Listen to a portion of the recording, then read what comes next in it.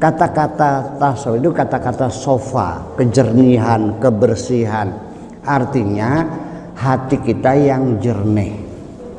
Jadi artinya bukan berarti kita orang sufi tidak boleh jadi kaya, tidak boleh usaha, tidak. Pemahaman bagi saya adalah jangan pernah merasa memiliki. Jadi artinya silakan Anda punya harta sebanyak-banyaknya.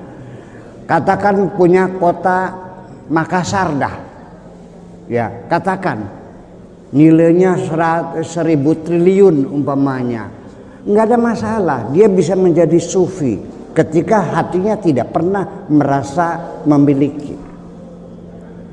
Di mana bedanya orang yang sufi dengan orang yang tidak sufi? Sekarang saya mau nanya kepada ibu-ibu sekalian. Ketika mobilnya hilang, kecewa nggak Bu? Kecewa. Ketika suaminya berselingkuh, kecewa nggak? Nah, pertanyaan saya, kenapa ibu kecewa mobilnya hilang? Hah? Apa aja? Ya, kenapa ibu kecewa ketika mobilnya hilang? Ada yang bilang kreditnya belum selesai. Saya tanya lagi, kalau sudah selesai, lunas, lalu hilang, sedih nggak? Oke. Ada lagi mobilnya cuma satu-satunya. Andai kan punya mobil 3, hilang 1, sedih nggak? Udah. Ternyata itu jawaban kamuflase semuanya itu. Sekarang kalau yang hilang itu mobilnya Pak Camat, sedih nggak Bu? Kenapa tidak sedih? Nah, berarti kesedihan kita ini adalah akibat dari kita merasa memiliki.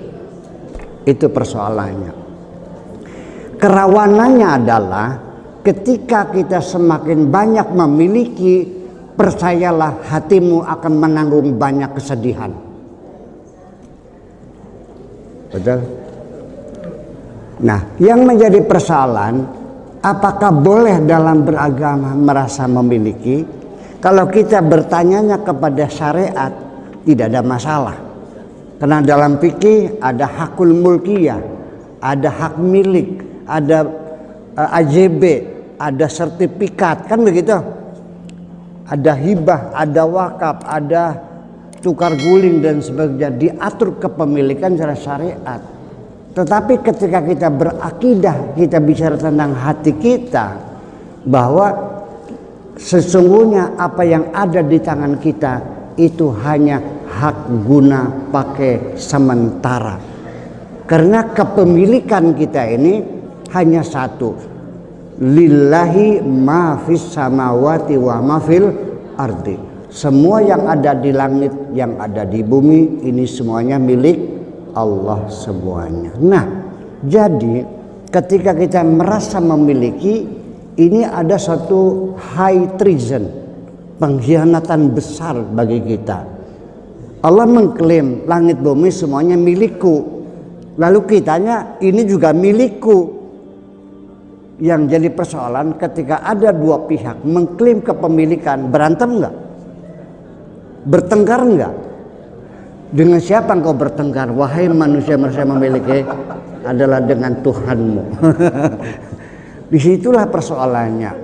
Jadi tasawuf itu bukan hidup miskin, tetapi hidup yang nyaman, yang tidak lagi pernah sedih, tidak pernah kecewa, tidak pernah takut.